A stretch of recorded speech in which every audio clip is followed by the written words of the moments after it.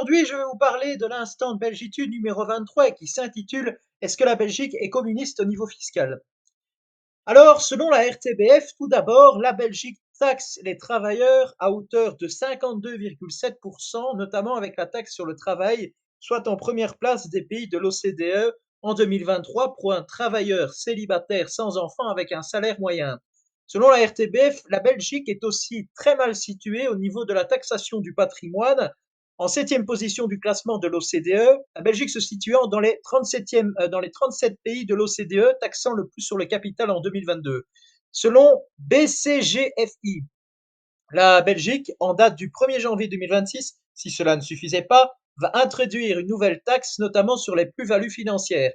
Si dans une famille comptant un seul revenu et deux enfants, le coin fiscal diminue pour atteindre 36,4% en 2024, et c'est une vaste blague dans un pays qui est très gauchiste et qui considère que la construction d'une famille est un concept périmé. Bref, cela arrivera de moins en moins d'avoir plusieurs enfants pour une famille, et donc ce que dit cette taxe n'est que du vent. Selon la Banque nationale de Belgique, les recettes des administrations publiques en 2024 ont atteint 54,5%. Les administrations publiques qui, comme vous l'aurez compris, sont majoritairement de gauche car financées par l'État. Selon Eurostat, en 2022, la Belgique est le deuxième pays au niveau du ratio des recettes fiscales comparativement au PIB. Cet indice, en gros, veut dire que l'on est globalement très taxé car celui-ci prend en compte les prélèvements obligatoires dans l'économie de la Belgique. La Belgique était en 2022 à 45,6%. Selon Euronews, en 2023, la Belgique était au niveau du ratio dont je vous ai parlé à 44,8%, toujours en deuxième position, un peu avant la France. Selon le soir.be, le coin fiscal en Belgique est de 44,8%, notamment pour les couples avec deux salaires et deux enfants en 2024. Selon ClearTax, concernant la compétitivité internationale, la Belgique est en 26e place. Selon Belga News Agency, l'impôt sur le revenu combiné notamment aux cotisations sociales est le plus élevé au monde. En Belgique, en plus, si ce n'était déjà pas assez bordélique, ces décisions n'étant pas basées sur des critères économiques et sur des règles fiscales, ce qui cause malheureusement beaucoup d'instabilité, car cela profite à des groupes particuliers, avec notamment ce qui est appelé des abris fiscaux, des politiciens qui sont pour la plupart des gauchistes ou des nuances de gauche essayent tous les stratagèmes pour bénéficier de réductions. Selon le site du SPF Finance, même si cela date de 2022, nous remarquons que sur 100 euros, l'on se rend compte, par exemple, même si c'est évidemment qu'une échelle, que près de 33% de nos impôts en Belgique vont à l'administration des régions et des communautés. Bref, le fédéralisme est un gouffre financier et pas étonnant qu'on soit autant taxé. Concernant la sécurité sociale, celles-ci sont subventionnées à 36% de nos impôts.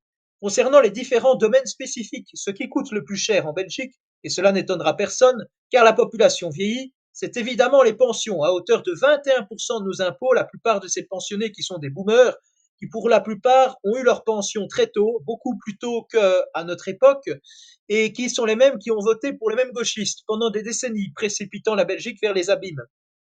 En deuxième position de ce podium, nous avons, et de nouveau sans aucune surprise, les soins de santé à près de 15,8%. Qui dit une population plus vieillissante dit plus à risque, surtout vu les merdes que les gens mangent de nos jours. C'est épouvantable, la malbouffe est omniprésente partout. En troisième position, nous avons l'enseignement à près de 11,8% de nos impôts. Au passage, tout ce qui est financé par l'État, et je le redis, vire quasiment toujours vers le gauchisme. Concernant ce qu'ils appellent les loisirs et cultes, ce qui est étrange, c'est de les mettre dans une seule catégorie. Celle-ci n'est que financée à hauteur de 2,3%, alors qu'aller à l'église, notamment, c'est célébrer Dieu. Et ce ne sont pas des loisirs, et c'est très insultant pour l'État de les considérer comme des loisirs, comme si c'était secondaire pour eux, alors que suivre la messe et tous les enseignements de la Bible et de l'Église permet de sauver son âme pour l'éternité. Concernant l'armée, il y a notamment 1,9% de nos impôts et la police 3,3%. Il ne faut pas s'étonner car les gauchistes détestent ceux qui détiennent l'autorité alors qu'ils sont au pouvoir. Il ne faut pas chercher à comprendre, c'est un des nombreux paradoxes de la gauche, et ce sous-effectif de la police est très problématique, comme je vous l'avais mentionné dans mon instant de belgitude sur la criminalité en Belgique. On le remarque clairement que la police est en sous-effectif concernant la famille, nos impôts ne la financent qu'à hauteur de 4,1%. Bref, les gauchistes s'en fichent royalement. Le chômage et tout ce qui est lié à celui-ci, et aussi notamment à l'exclusion sociale, est de 5,5% du PIB, ce qui est assez faible par rapport à ce que je m'attendais. Concernant la fédération Wallonie-Bruxelles, qui n'est pas le fédéral, celle-ci utilise l'argent des impôts pour, je cite, à la notoriété de la fédération Wallonie-Bruxelles et à promotion des valeurs démocratiques qu'elle défend, en Belgique et à l'étranger. C'est très vague, comme si l'on n'avait déjà pas assez de problèmes en Belgique. Le gros souci, c'est qu'en Belgique, ils parlent d'une démocratie, alors que quand on a un cordon sanitaire, c'est pas terrible, mais quand l'on veut en plus exporter ce modèle gauchisto-sanitaire, le mélange entre gauchisme et cordon sanitaire, ces mêmes gauchistes qui n'ont que le mot démocratie à la bouche alors qu'ils le sortent surtout quand leur pouvoir est en péril, notamment quand, durant des élections, des droitards vont se faire élire. Bref, en plus de ça, exporter ce qu'ils appellent des valeurs démocratiques, cela me fait penser au XIXe siècle, durant la colonisation européenne, où l'on avait des gauchistes qui justifiaient la colonisation d'autres peuples, notamment d'Afrique, car les gauchistes voulaient les civiliser. Il n'y avait que les gauchistes qui rêvaient d'exotisme, notamment durant les expositions universelles de Belgique de 1885, 1894, 1897 et en 1958. C'était un village congolais, car cela restait la même représentation raciste, c'est juste qu'ils ont changé le nom du concept, car comme les entreprises qui ont collaboré activement avec les nazis durant la Seconde Guerre mondiale, et qui, après la guerre, ont changé de nom pour éviter que ces scandales ne les éclaboussent.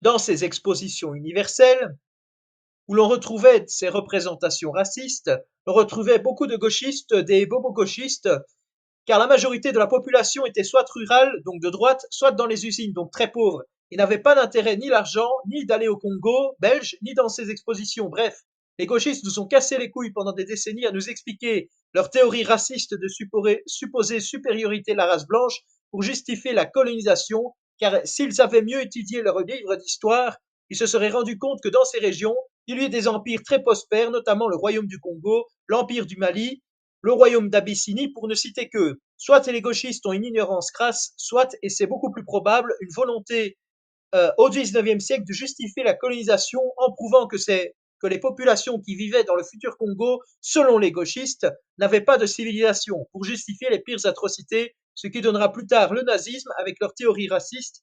Et ce sont les mêmes fils de pute qui nous insultent, nous droitards, de ça, alors que c'est eux qui ont commencé à théoriser tout leur baratin de merde. Et aujourd'hui, ils veulent se relancer dans cet impérialisme, évidemment avec le soft power, mais cela reste de l'impérialisme. En tout cas, merci de m'avoir écouté. Que Dieu vous bénisse et qu'il vous garde. À très bientôt pour une prochaine vidéo.